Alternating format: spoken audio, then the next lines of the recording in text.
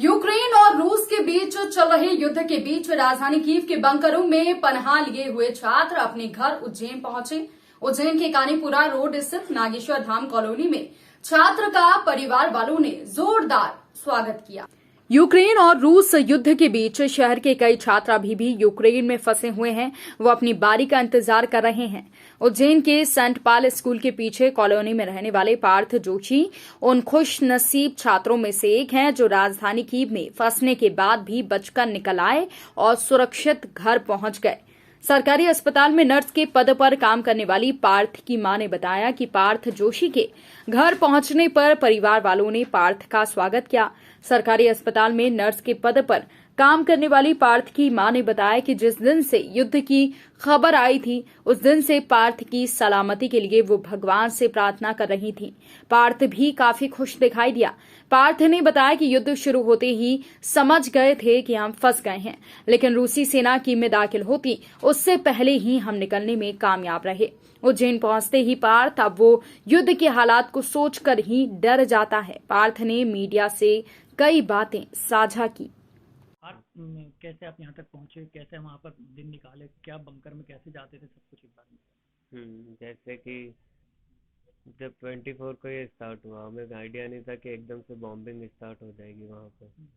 तो मैं हमारे फ्लैट में पहले हम 3 लोग रहते थे, थोड़े पास में वहाँ हमारे और दोस्त रहते थे, तो हम सब एक फ्लैट में इकट्ठे हो गए थे 10-15 लोग कि पता नहीं कब क्या कहाँ भागना पड़ जाए, तो साथ में होंगे तो सही है। तो वहाँ जाके फिर जैसे ही सायरन बजते थे, पहले तो हमने सामान ज़्यादा इकट्ठा कर लिया खाने पीने का कि क्या पता कब बंद हो जाए सुपरमार्केट और ये सब।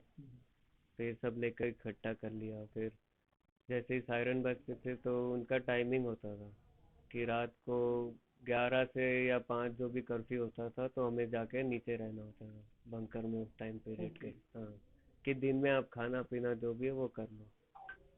तो उसके अकॉर्डिंग फिर धीरे धीरे टाइम जो था सायरन का बढ़ने लग गया कि शाम के 5 बजे से सुबह 8 बजे तक इतना बड़ा टाइम होने लगा। तो फिर हम यही कि स्नैक्स ज़्यादा रहने लगे क्योंकि खाने बनाने का टाइम नहीं होता था, बंकर में सो भी नहीं सकते थे, ठंड बहुत होती थी वहाँ। तो हम यही ऐसे ही वेट करते थे वहाँ पे जब तक कि एम्बेसी का कुछ आए नहीं, कि ग्रीन सिग्नल ना मिले कि तुम निकल सको। वो गाइड किया उन्होंने कि आज हम सीज फायर करवाई है हमने कि ऐसे तुम निकल सकते हो गैस की साइड।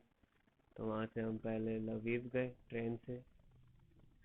ट्रेन चल रही थी वहाँ पे, तो उससे हम लवीव पहुँचे। लवीव के बाद हम वहाँ से हंगरी की बॉर्डर के लिए निकले। फिर हंगरी की बॉर्डर से हमें पूरा फिर एम्बेसी से सपोर्ट था ही, तो वो हमें बुडापेस्ट लेके आए, वहाँ रुकवाया उन्होंने 2 दिन। फिर हमारी फ्लाइट कर हो गई थी, नंबर आ गया था, फिर हम दिल्ली आ गए। भारतीय एम्बेसी ने सब लोग आपकी मदद की काफी। हाँ, उन्हीं के कहने पे हमने जो स्टेप्स है वो फॉलो करके आए। हाँ। अच्छा, ये जो खाने पीने की जैसे बात है, तो वहाँ कितने लोग रहते थे आपके यहाँ नीचे उसमें, जब बंकर में एक बार में कितने लोग रहते थे। रहते थे, काफ़ी लोग रहते थे। जैसे एक बिल्डिंग है तो बिल्डिंग के कम से कम 50-60 लोग तो होते थे। उसमें इंडियंस अधिकतर इंडियंस ही होते हैं, इंडियंस भी होते थे, लोकल भी होते थे। हाँ। ठीक।